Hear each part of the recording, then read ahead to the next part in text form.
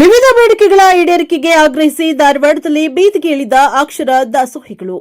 ರಾಜ್ಯ ಕಾಂಗ್ರೆಸ್ ಸರ್ಕಾರ ಈ ಹಿಂದೆ 7,000 ರೂಪಾಯಿ ವೇತನ ಏರಿಕೆ ಮಾಡಬೇಕು ಹಾಗೂ ಇಸ್ಕಾನ್ಗೆ ಮಕ್ಕಳ ಬಿಸಿಯೂಟ ನೀಡುವ ಪ್ರಸ್ತಾಪ ಸೇರಿ ವಿವಿಧ ಬೇಡಿಕೆ ಈಡೇರಿಕೆಗೆ ಆಗ್ರಹಿಸಿ ಧಾರವಾಡದಲ್ಲಿ ಅಕ್ಷರ ದಾಸೋಹಿಗಳು ಬೀದಿಗೆ ಇಳಿದು ಪ್ರತಿಭಟನೆ ಮಾಡುವ ಮೂಲಕ ಸರ್ಕಾರದ ವಿರುದ್ಧ ತಮ್ಮ ಅಸಮಾಧಾನ ಹೊರಹಾಕಿದ್ರು. ನಗರದ ಜಿಲ್ಲಾಧಿಕಾರಿ ಕಚೇರಿ ಮುಂಭಾಗದಲ್ಲಿ ಕರ್ನಾಟಕ ರಾಜ್ಯ ಅಕ್ಷರ ದಾಸೋಹಿಗಳ ನೌಕರರ ಮಂಡಳಿ ನೇತೃತ್ವದಲ್ಲಿ ಪ್ರತಿಭಟನೆ ನಡೆಸಿದ ಬಡ ದಾಸೋಹಿಗಳು ರಾಜ್ಯ ಸರ್ಕಾರದ ವಿರುದ್ಧ ಧಿಕ್ಕಾರ ಕೂಗಿ ತಮ್ಮ ಆಕ್ರೋಶ ವ್ಯಕ್ತಪಡಿಸಿದ್ರು. ಈಗಾಗಲೇ ಅಕ್ಷರ ದಾಸೋಹ ಜಾರಿ ಮಾಡಿ 25 ವರ್ಷಗಳು ತುಂಬಿವೆ. ಆದರೆ ಬಿಸಿಯೂಟ ನೀಡುವ ಬಡ ಮಹಿಳೆಯರಿಗೆ ವೇತನ ಏರಿಕೆ ಮಾಡಿಲ್ಲ.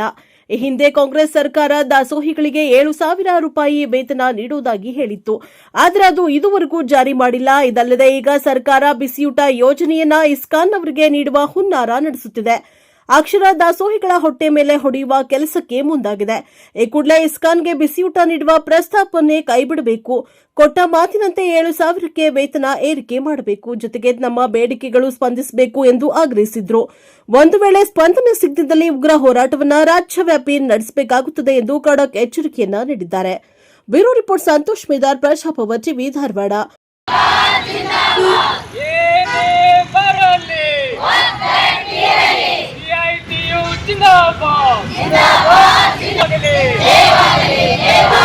ನಿವೃತ್ತರಿಗೆ ಇಡಗಂಟು ಕೊಡಲೇಬೇಕು. ಭರವಸೆ ಅಂತ ಹೇಳು ಏನೇ ಬರಲಿ ಆಗಲೇಬೇಕು. ಬರಲಿ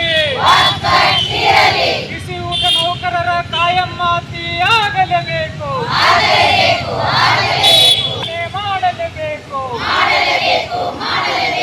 ಕನಿಷ್ಠ ವೇತನ 36,000 ನಿಗದಿಯಾಗಲೇಬೇಕು.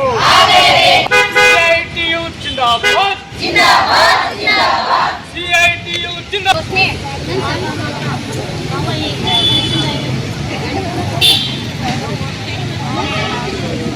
ಮುಂದೆ ಬರಬೇಡ್ರಿ, ಸ್ವಲ್ಪ ಮುಂದೆ